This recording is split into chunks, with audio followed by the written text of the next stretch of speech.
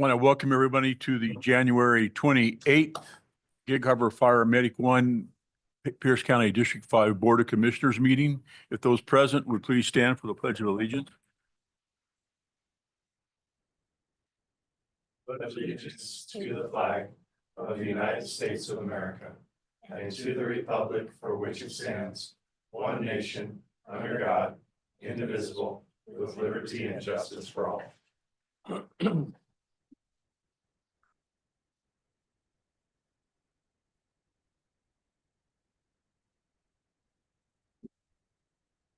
Before I ask for the approval of agenda, I am going to be adding an agenda item which will be at the end of the meeting, and it will be a executive session under 4230.1101G to review the performance of a public employee.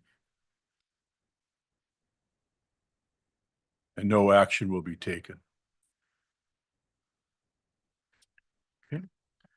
Approval of the agenda. So move. Second. Roll call vote, please. Commissioner Nelson, Yes. Commissioner Urvina, Yes. Commissioner Sudich, Yes.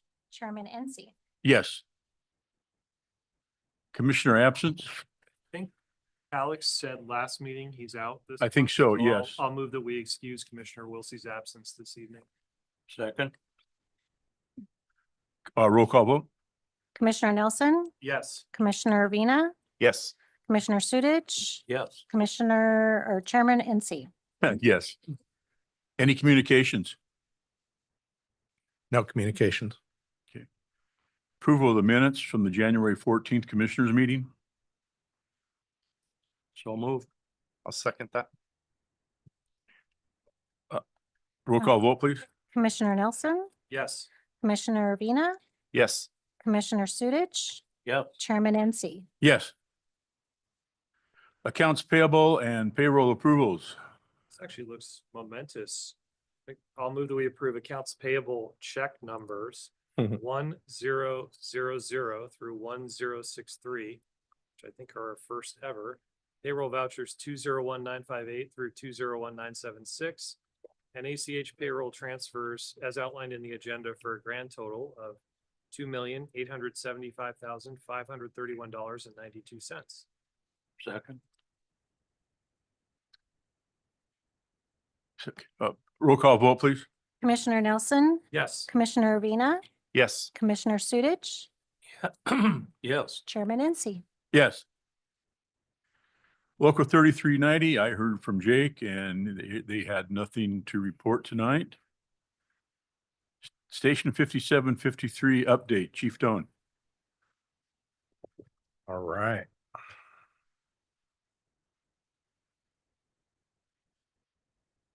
So hopefully I've done that right. And so Commissioner Sudich had asked a little bit ago, we had, I don't remember, we just talked about Station 53 and 57 and his request was why we're going to 53 rather than 57. I hope I had the request right. That's what I remember.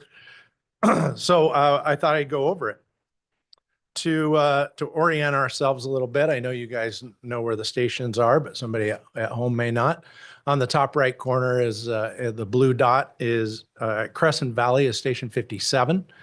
And the bottom one on Fox Island is Station 53, Fox Island.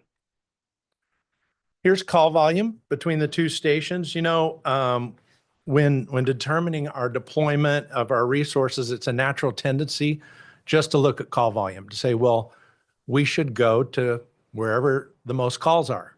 And that is a piece of information, but it's not all the information. We use it as we put together all the other things and help us make that decision. In fact, when Commissioner Enzi and I were talking about this in our agenda setting meeting, he said, well, wherever the most calls are, that's where we go. But I'm going to show you that that's just a piece of the information. So on this graph, you can see that 2021, 2022, and 2023, that there's about 400 to 500 calls a year at Station 57's district and right around 250 at Station 53 on Fox Island. Well, what I want to bring your attention to or talk about two other factors that are equally or more important is concentration and distribution. And they're really kind of simple concepts.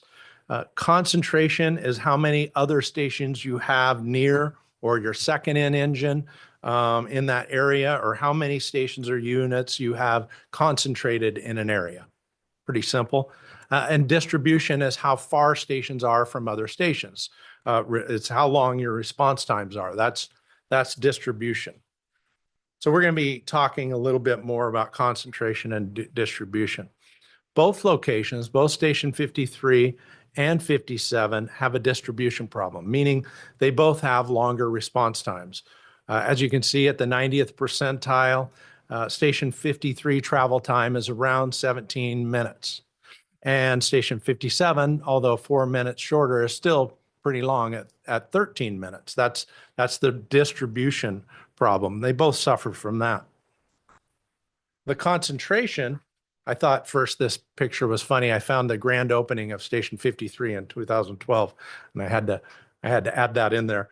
So 57 has concentration, meaning if you go back to that map, and 56, 58, and 51, which I'll show you here in a minute, all are second into that area, where 53 on Fox Island only has 59, and and then their second in is a long ways away. And that also goes to firefighter safety, because Station 59, well, I'll jump to this heat map, but Station 59, you can see that red dot down towards the bottom is the first in to Fox Island. They have to wait for 52 over there in the green area on the right, or 51 or 58. So the second in engine is really far out for any calls on Fox Island, which is firefighter safety for engine 59. They're alone for a long time. So this is a heat map too of the calls in 57 and 53, and the brighter it is, the bright white is a lot of calls in 57's district, and really it's on the border of 56 and 51. So the majority of their calls in 57 are near 56, 51, or 58, sorry, 58, 51, and 56. So the concentration you have in that area is those three engines can get there, where South Fox Island, you only have 59. Yeah, 52 and 51's coming, but it takes them a long time to get that second in engine. That's the difference between concentration and distribution. So 53 lacks both. It doesn't have an adequate distribution or concentration. It has significantly longer response times, where 57 has slightly longer response times, but has those other three stations that can take those calls, and most of them are on the border near 58. So it benefits from better concentration due to its location and neighboring fire stations. And simply that's it. So that's the reason we're moving to Station 53. And starting February 17th, we will be, Station 53 will be staffed more regularly. And then when Station 51 starts construction, we will move them permanently to, or not permanently, but while the construction happens, to 53. And then that'll give us an opportunity to start staffing 57 more often too. So the construction over the next few years is actually going to help in both areas, but we're going to focus a little bit more on Station 53. That's all I had. I'm open for any questions or comments. And yes, sir. Couple of questions, but I'm gonna refer to your picture with the grand opening. Yeah. What you didn't show, and there were several of us there, couple of deputy sheriffs. Well, somebody came up the road, and at that time, there was a sign in the middle of the road. When you turn in front of the station, So the cars coming at you could take a right, or you know what I'm talking about. Were you there? Okay. No, but I know what you're talking about. But anyway, so there's a whole group of people, we're sitting in chairs, milling around. I think John Burgess was talking. Some guy is looking at us, hit that sign head on, knocked it right over. The deputy sheriffs looked at each other. Oh, well, and walked over. That's it. That's what reminded me. That's funny. I think your presentation is great. Here's my problem though, is, and I'm being simplistic, the urban 57 can cover that urban core. I would venture to say North Gig Harbor, where you live, where I live, with the commercial buildings, with Heron's Key, I'll bet that area, which is small, has more population than all of Fox Island. I would almost bet on it. It's so concentrated. I'm being simplistic when I say that. That's probably the one thing that bothers me is 53 is out there in the hinterlands. When we decided, there was a committee that decided on 56 or 57. And there must have been 10 or a dozen of us. And the only reason 56 was decided on was it was in better shape. 57 really was not in very good shape, but all things being equal, we never even looked at 53. That's been years ago. I'll grant you that.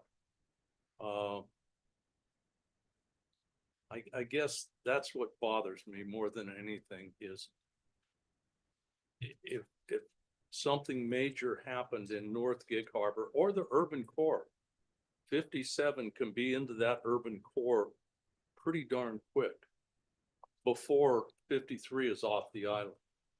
Mhm.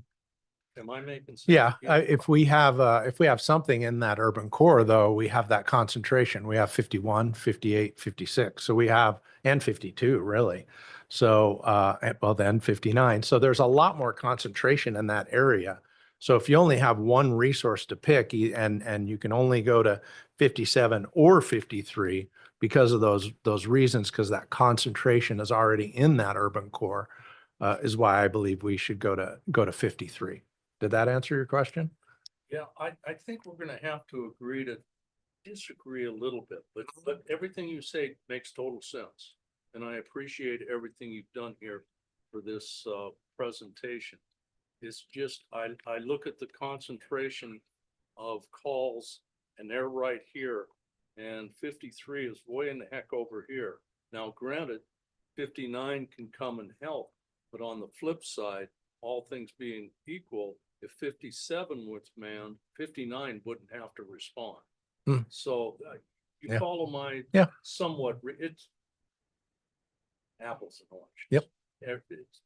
You've done a great job here, so I thank you.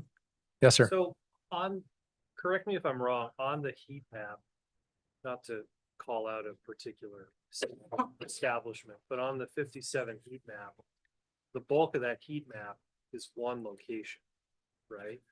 I didn't Which is- look into which is exact, a- but I which think is Nick like a could help me out on what it retirement is. assisted living facility.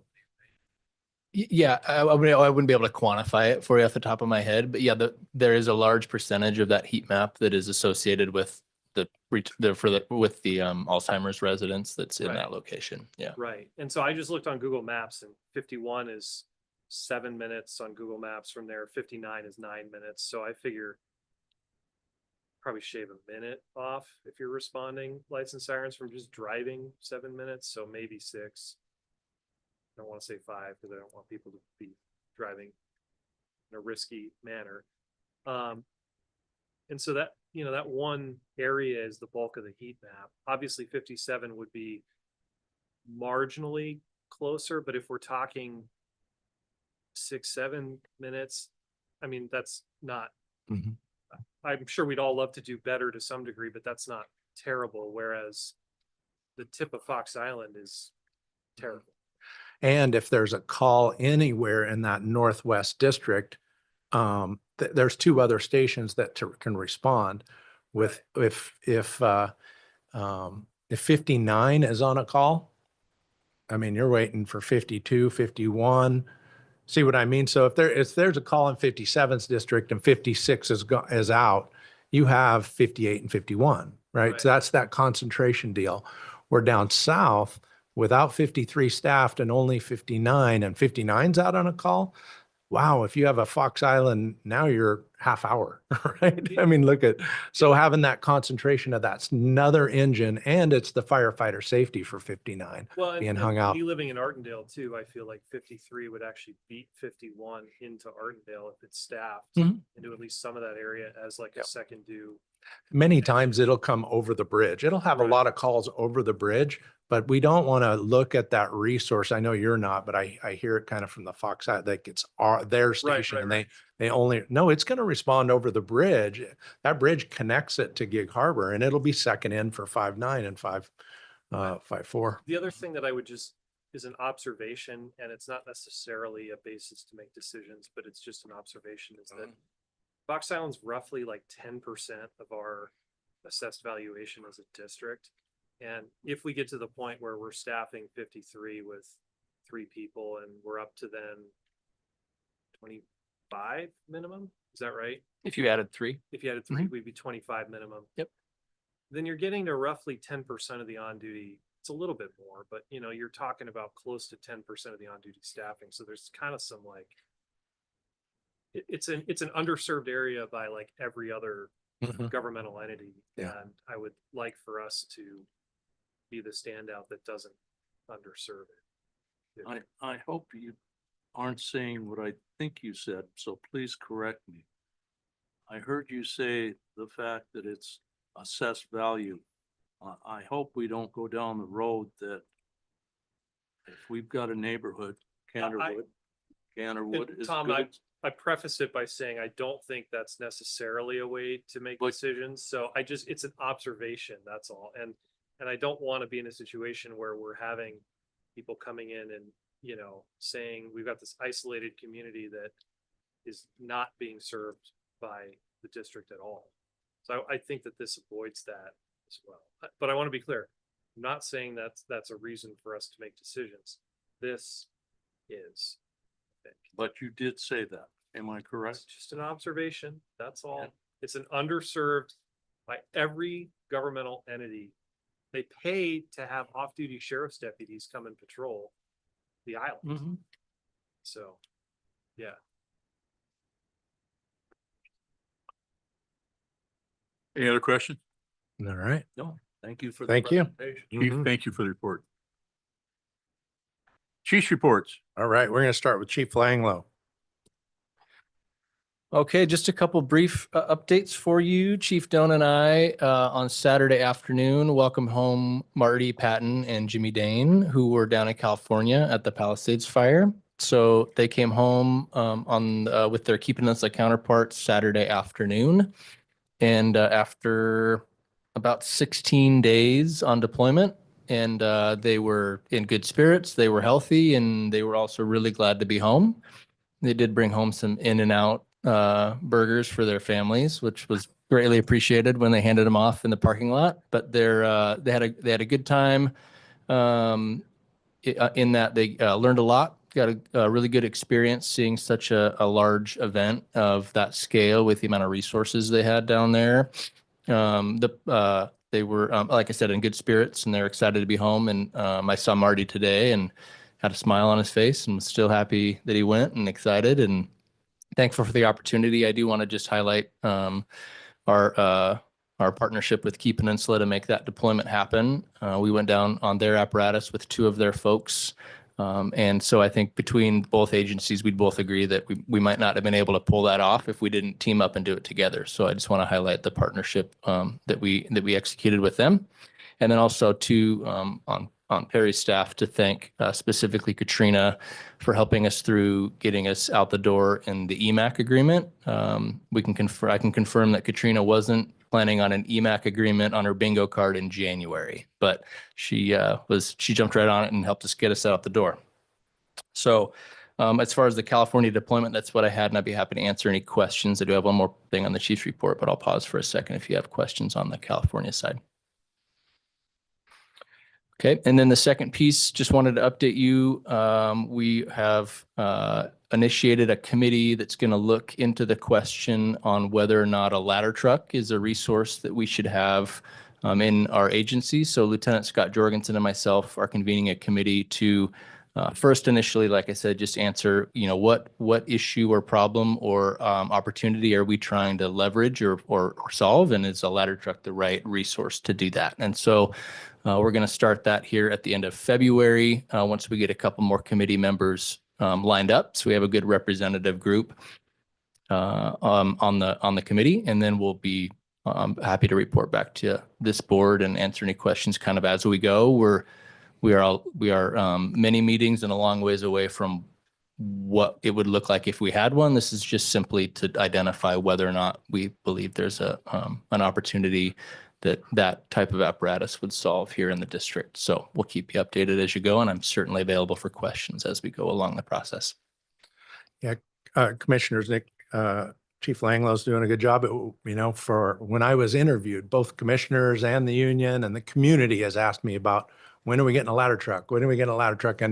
And Chief Langlow's taking the lead of first, what are we trying to solve? What problem? And then what tool do we need and how would we do it? So we got a lot of work to do. Let's answer those questions rather than just jumping to, we need a ladder truck. What are we trying to fix first? Yes, sir. Just one question for me.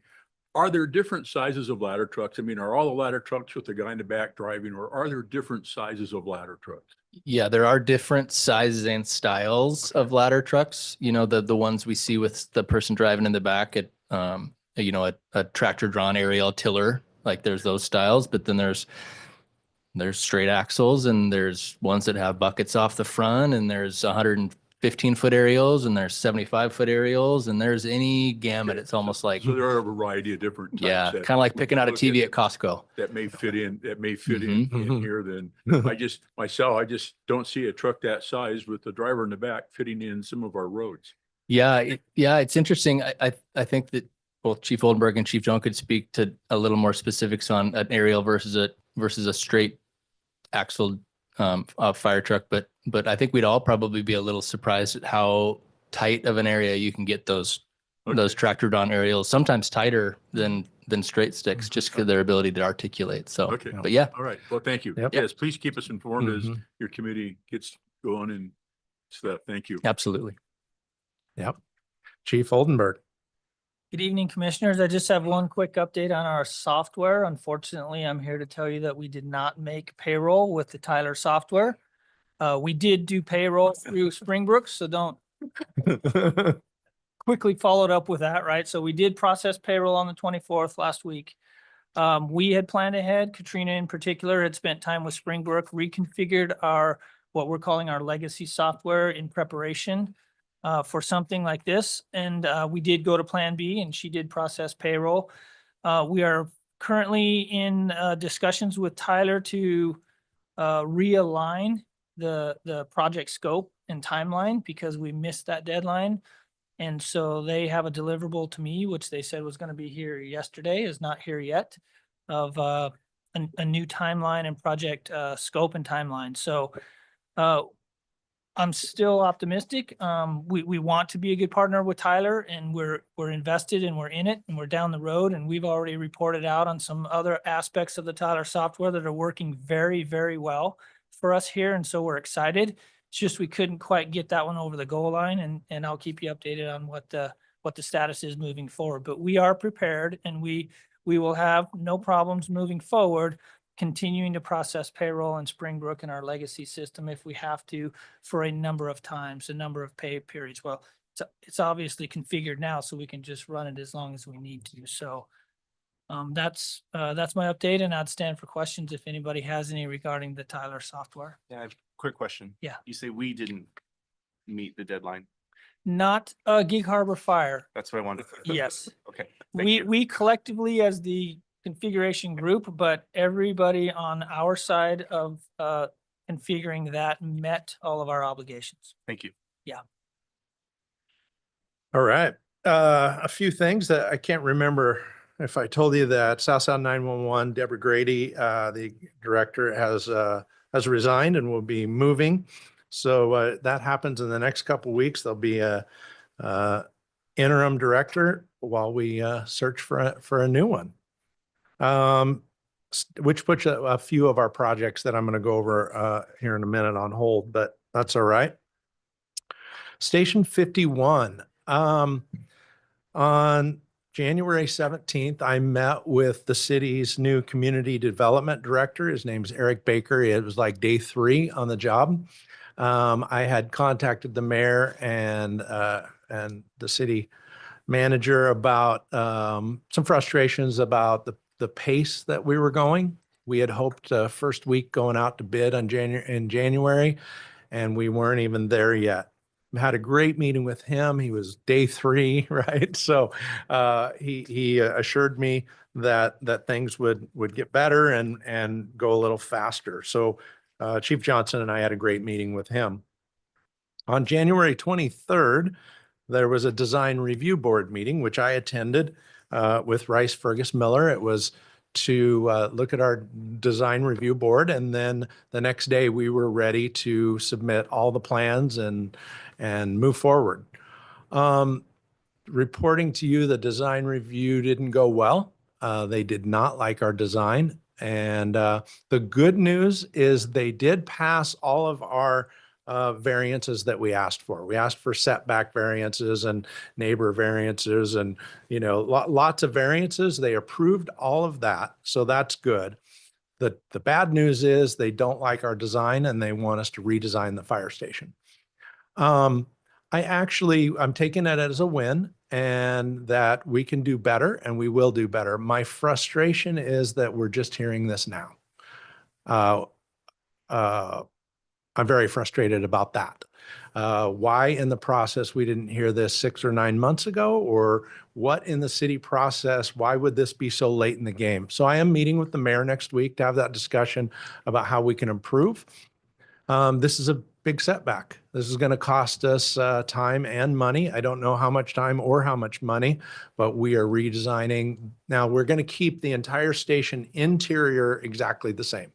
The boxes inside is all going to be the same. It's the front of the station and the design and the look of the station.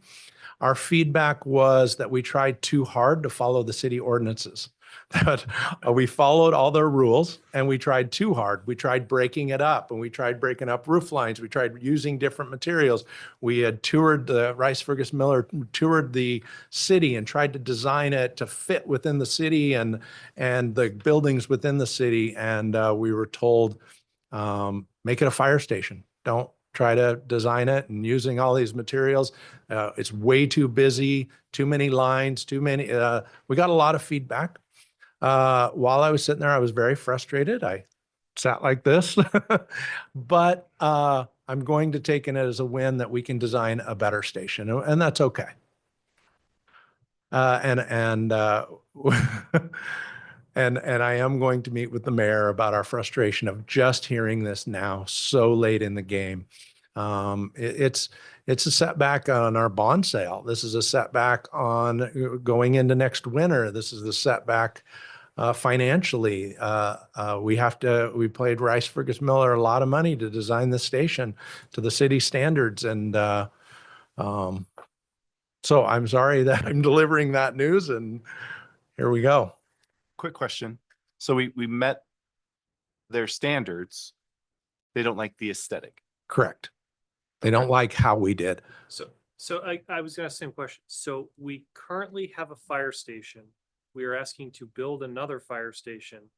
And the city is saying we're gonna prevent you from building a fire station because we don't like how it looks, is the bottom line. Yeah, they sent us back to the drawing board to redesign the station. Yes, the design review board did. The good news is that they approved all of the big things that we needed so that we can move forward on setbacks and things like that, and roof lines and closest to the neighbors and buffering and all those things. That so soon as we redesign it, it should go quickly. So this was this in response to any feedback from the public? No. So this is entirely the result of the city. The 5 design review board members, which are not, they're not city employees. They're not board, or they're not mayor and council. They're a design review board of professionals that review the buildings. How long have they had access to the plans?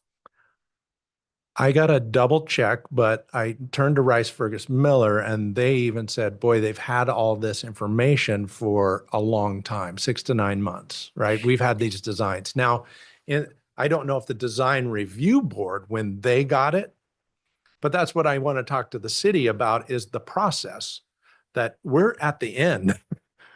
Somehow this needs to change. There's nothing we can do now, but in the future, and I'm going to express my displeasure at this, but there's nothing we can do other than redesign it. Well, I think there is something we can do, and the elected officials sitting at this desk can appear at public meetings and talk directly about the amount of money that the citizens of Gig Harbor have had to spend, extra money that the citizens of Gig Harbor have had to spend because of this. This is incredibly frustrating, and I'm not frustrated with Yeah. you or anybody here. I can for aesthetics, not function, Mhm. not code, aesthetics. Yeah. We don't like the way it looks. Yeah, it was that it's too busy. And, in looking at it as they went over it, I kind of agree with them. And I think we can make these changes. I'm hoping, I don't know how long architects take, but they were things like we have arched doorway with timber above it with a pitched roof above it. That those 3 elements are very busy. That we had charcoal burnt wood, and then we were breaking it up like the city code says. They didn't like on the roof. We put dormer windows to bring light into it, and it breaks the roof up like the code asks for. So they didn't like those elements, and I think we can fix them. They didn't like that there was no front door, that the front door was around the side. And we were like, well, that's where the parking is. So that's where the front door should be. So although I thought, We currently don't have a front door. That's a front door in the station. yeah, and that's We're what on the I side said. of the state. it's front That's what I said. So yeah, I was just as frustrated. And like I said, I have a meeting with the mayor to express my frustration again. Chief Johnson will be back this week, and Rice Fergus Miller, and they've already gotten started, and we will design the aesthetics better. I And it'll would- be a better station. I would appreciate if you or Chief Johnson or whoever could get me a copy of the standards so that we know exactly what they're relying on as far as their standards and then the basis for their decision. And then I would like to address that publicly with the city council. And You're then right. I would also like to know, once we get it, the amount of money that we are going to have to spend to comply with this. We were actually told, throw those standards out. You're building a non-conforming building, don't follow them. Now we have to use the setbacks and all those things. I'm talking about the design. They want it broken up. They want, for other buildings, they said, this is a fire station. Don't follow those design codes.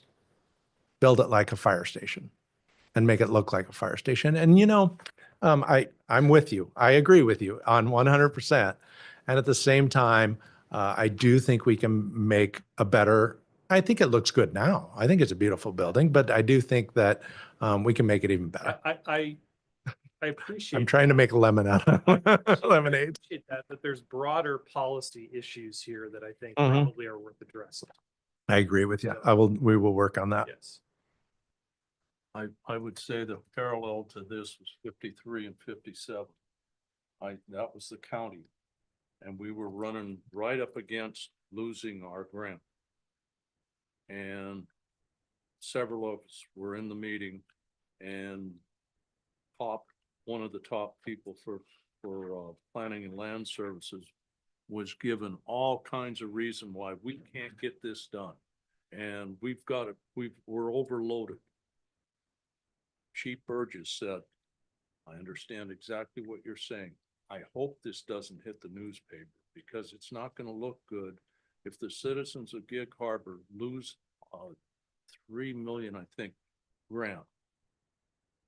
The woman looked him in the eye and says, I'll be right back. She left the room, came back in about 5 minutes, and miraculously, they found some time in the day to approve everything, and the rest is history. And I'm being promised that, that when we do have it ready, we will be expedited, so. But I will provide you with that and let you as elected officials, handle it in the way that you deem fit. Please do. Thank you. I would be curious who this, the board is, because I think one of them is a friend of mine. I know he's on. You can give me the names, I'll figure it out. It's on their website, Tom. It's on the city's website. Well, that's easy for you to say. Good Lord, I'm driving Travis crazy for trying to do emails and stuff.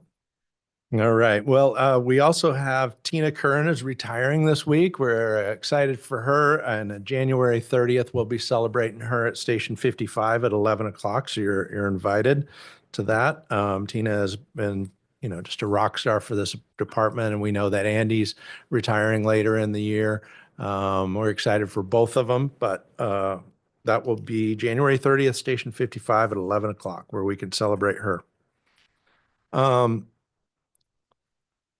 Next meeting, I need to ask to be excused. We have the Western Fire Chiefs Conference in Las Vegas. In fact, Chief Johnson will be he'll be the acting chief and will be the only chief here because the three of us will all be going to the Western Fire Chiefs Conference. And I volunteered to go along. As a commissioner chaperone. I'll be speaking next Monday I've been invited to speak at First Monday Politics next Monday. Since the fires in California, I'm getting lots of requests for speaking. Washington Fire Chiefs Board meeting will be February 5th, and then we have Legislative Day on the 6th. To go along with Station 53, we have asked already to be re-rated on Fox Island by WSRB. So that's in the works, and Chief Langlow is working with WSRB to re-rate that island and hopefully get them some relief. As chiefs, we are on, Chief Sharp represents us. He's been appointed to search for the new DEM director. He told us at our last meeting they were down to 8 and they were doing interviews this last week. So I'm not sure what's happened in the last week, but I know the union, what's the local number? 7 Where? over in West Pierce? Central. 726. 726 is on there and on Chief Sharp and others to pick the new DEM director. So we're looking forward to that. I attended the Pierce County Fire Chiefs meeting this last week, and we have a new president, and that's John Parkinson.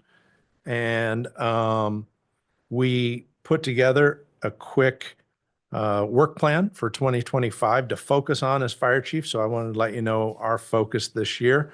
We're working on an OTEP plan. So as you have been, or maybe you know, sometimes in EMS, each one of us has a different plan, and sometimes in EMS, our firefighters aren't always approved for their EMT or paramedic license. So we're trying to go to a standard plan for the county-wide.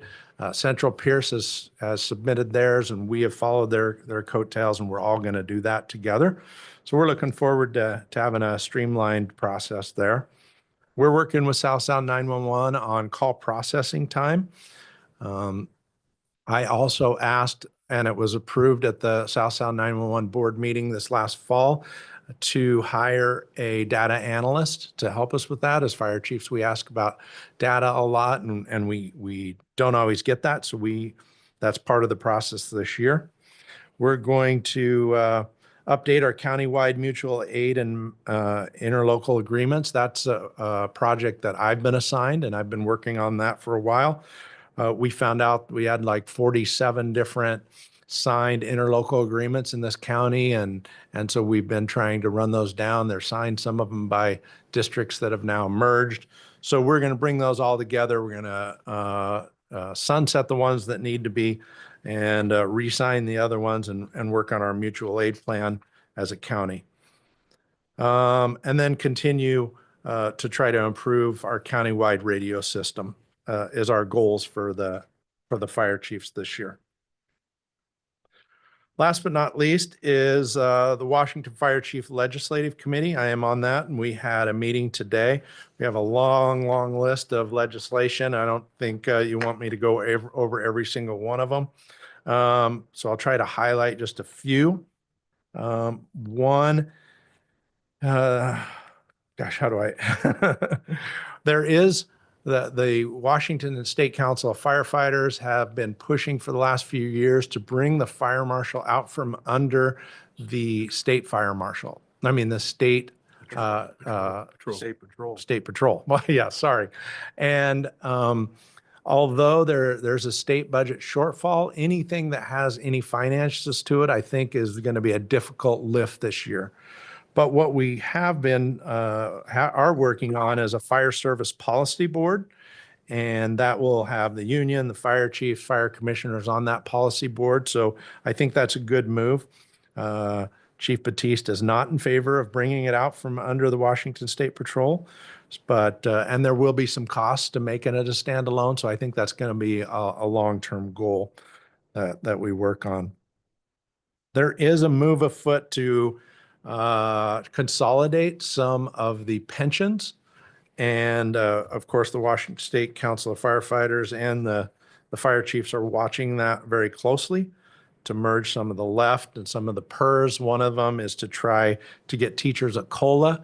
I don't think we'll be supporting that, nor the Washington State Council of Firefighters will. But there is another bill to maybe merge Left 1 and Left 2, and that may make a little bit more sense. So we're watching that one closely. Chief, Yes, sir. was it to merging Left 1 and Left 2, or was it merging Left 1, TERS 1, and PERS 1? The first was your second, and then there's two. They're looking at different ways to do it. The first was your second, Left 1, the TERS and the PERS 1. We, I think, are opposed to that as we look at it, because that's a way to, I mean, it's a way to get the teachers the COLA, and it makes it, drops it from being overfunded to underfunded. So we're not excited about that. But in an effort to try to support some legislators, and Left 1 and Left 2 merger may not be as bad. It depends how that looks, because that's Left 1 and Left 2, right? It's all police officers and firefighters. So Depends on who you talk. exactly. And it's not to merge the benefits. It would just be to merge the plans into one actuary, right? And one funding and one group. It wouldn't make Left 2 firefighters, Left 1 firefighters. No, I understand. Yeah. Yeah. But it would be to merge the system and the funding and the actuaries and the boards and stuff like that. It's still early on, but I just wanted to let you know that. City of Spokane, there was some legislation last year to let cities take some of the excise money from 911. That died. But the city of Spokane is currently exercising that, taking money before it goes to their PSAP. And they're trying to run legislation to allow the city of Spokane to do that, which is dangerous for us. So we're going to be opposing it, even though it's a Spokane area issue and all the fire chiefs there are opposing it. It could spill over into the rest of the state. So that's one we're watching pretty heavy. There's lots about wildland fire. mental health, firefighter safety, fire marshal's office. So WSRB insurance rules, but I don't want to go over every one of them unless you're want to know, and they change by the hour too. That's all the updates. Sorry for such a long report today. Thanks, Chief. Standing committee reports. Anybody? Nothing here. Okay. Financial report. Hello, I will be quick. Typically in the month of January, we are awaiting our financial reports from Pierce County. So we anticipate getting our reports and available data here in the next month or two, and we'll come back with our 2024 reporting probably in the end part of February and early March.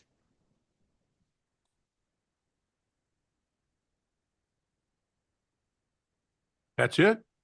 Yes, You were right. You were short. Thank you. unless you have any questions. Thanks, Crystal. Thank you. Chairman's report. I have nothing.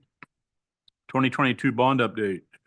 So we emailed, Chief Johnson emailed you out the weekly report on the training facility. I gave you the update on 51 where we should have the punch list hopefully done at 53 and 57 over the next few weeks.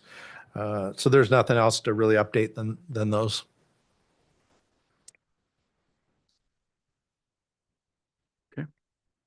No old business, new business, personal services contract for Leslie Medved, Executive Assistant. So as I reported last week, we've made an offer and negotiated a contract with Leslie Medved. We also sent that to you, her bio this week, and we're hoping that she can start on the 1st. So in front of you is her contract. It follows all the contracts that we've been, what's that? February 3rd. Well, she's going to start on February 1, but her first day will be the 3rd, correct?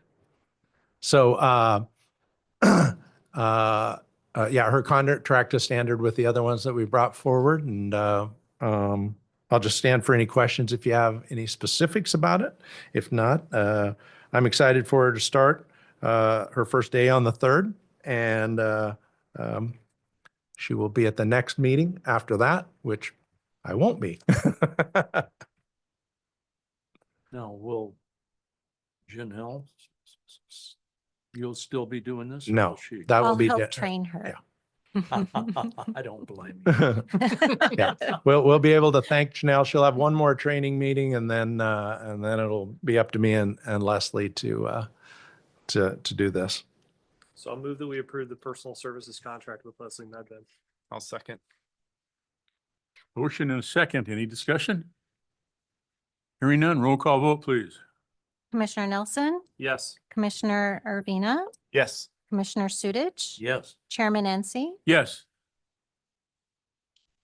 Okay, joint insurance purchasing 2005 amendment. Chief Oldenburg. Yes, good evening, Commissioners. In your packet is an amendment to a current interlocal agreement that Gig Harbor is a party of. It's our annual insurance consortium, and Central Pierce is asking or has given us notice that they are going to withdraw from that, the next insurance rating period. So as in accordance with the interlocal agreement, all the rest of us need to make those changes and come to our boards and say that we recognize they're leaving and we still want to participate moving forward as a group.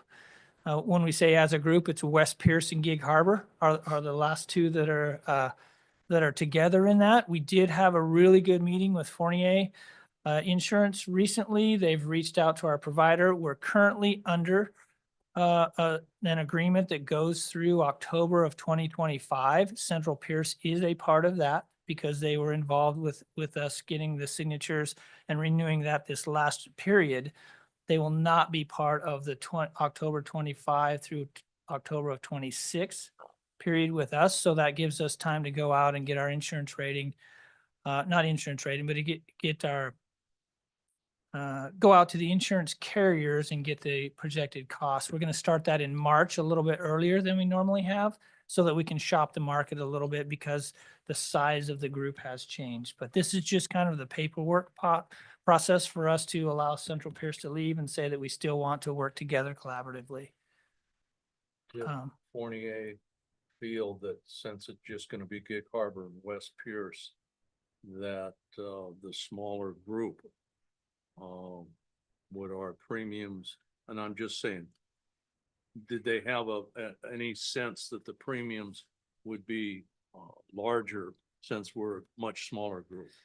Yeah, we talked a lot about that, and they're optimistic. They reached out to McNeil, the current carrier, and McNeil said that they are very interested. They would like to work with us to renew our policies with them. So they were very optimistic about those ongoing conversations.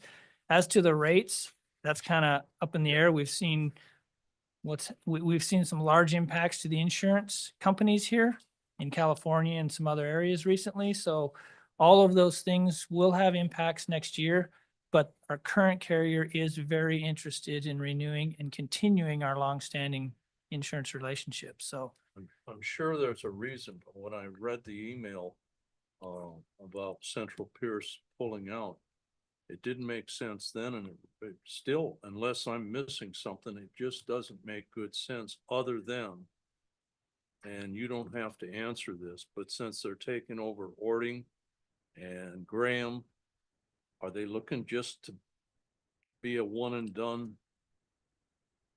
Don't answer it. I was going to say, thank you for allowing me to not answer that. That non-answer answered it. Speculation. Yeah. So what I'm looking for is approval from the board. So move. Yeah, so should we name, Tom, do you want me to read Go ahead and read it. so Tom made a motion to approve amendment of interlocal agreement for joint insurance purchasing exhibit 8B to Pierce County Master Interlocal Agreement. And I will second Tom's motion. I got a motion and a second. Any discussion? Roll call vote, please. Commissioner Nelson, Yes. Commissioner Ervina, Yes. Commissioner Sudich. Yes. Chairman Nancy. Yes. Use of facilities procedure. Chief Langlaw. I'm going to kick us off. So you may have noticed, like last week, we had Chief Booth brought you our reproductive health policy. We have the monumental task of going through all of our old policies and procedures and SOGs, and it's a lot to go through. So we've decided the last few months just to take one at a time and a bite at a time, trying to fix some that are supposed to be policy. Some should be procedure, some should be SOGs, some should be updated, and we're taking them one at a time. So this is another one, just like Chief Booth brought last year. Chief Langlow is taking this one. And you're going to see these probably every meeting. We're just going to bring you one or two. Some are going to remain policy and be updated. Some are going to move to procedure, like this one. It's a procedure about how we do the meetings here at the building. Well, that's a procedure that we should be doing and handling. So I'll turn. I probably just stole your thunder, but you'll see more of these every meeting.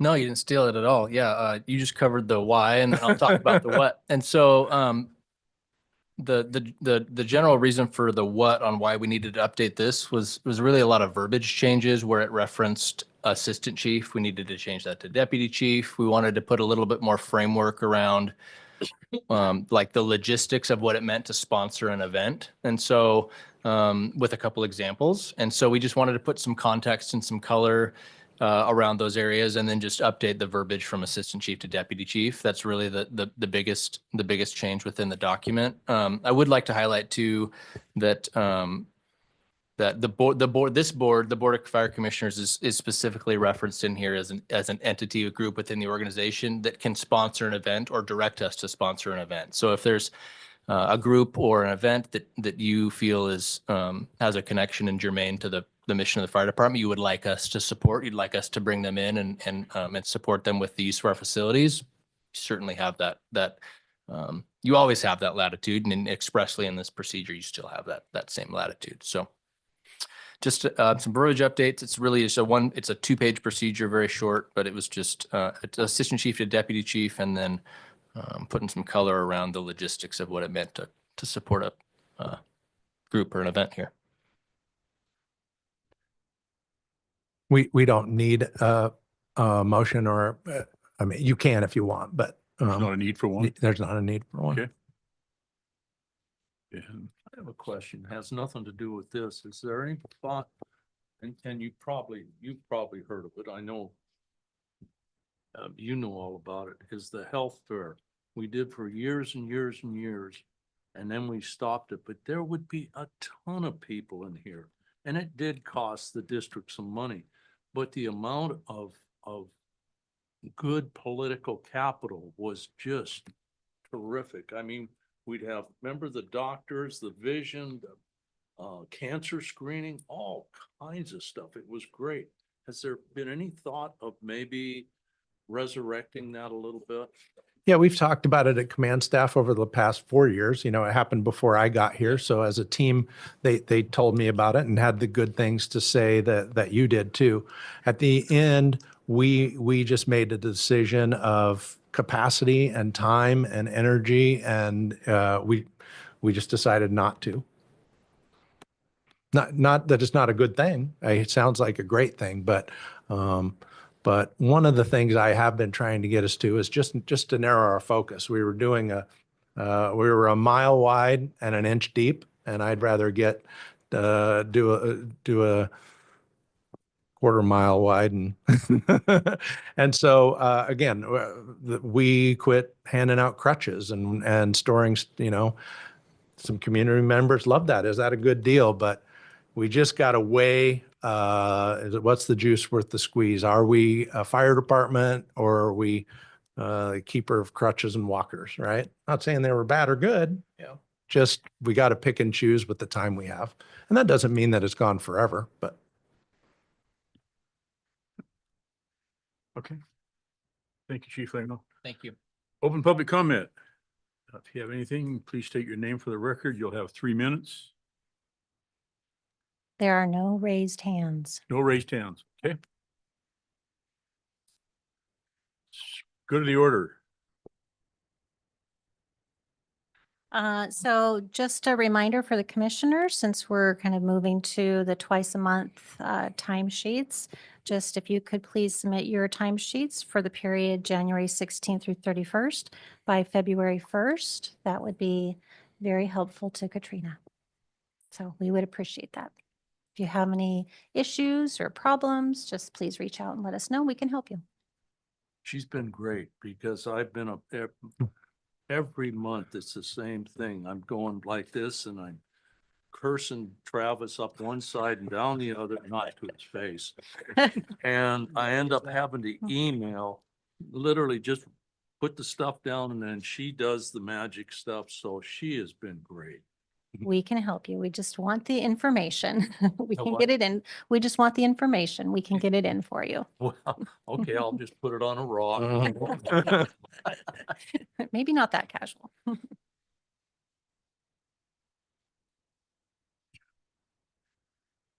Okay, special interest upcoming events. Other than Tina's retirement, I can't think of one in the next few weeks. Okay.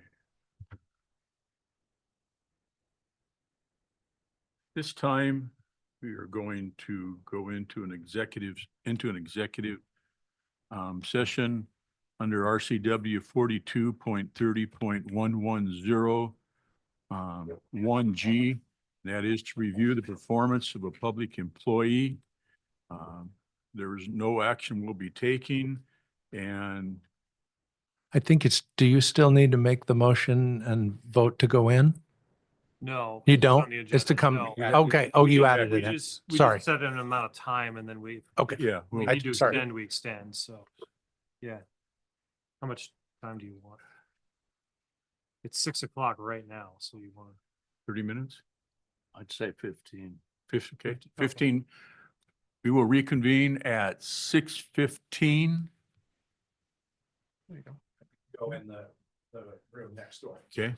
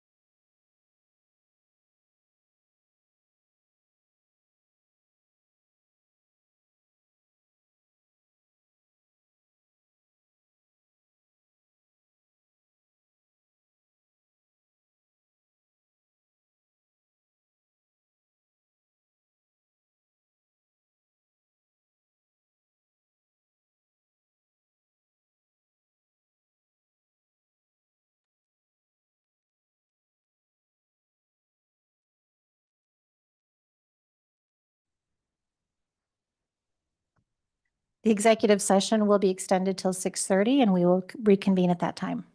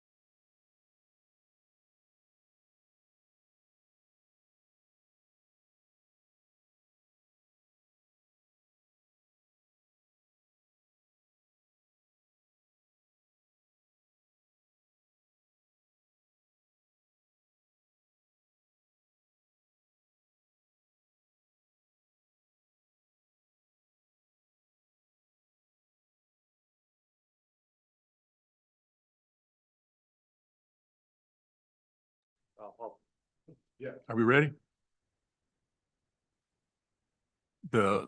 Like to reconvene the Board of Commissioners. And if there is no further action, this meeting is adjourned.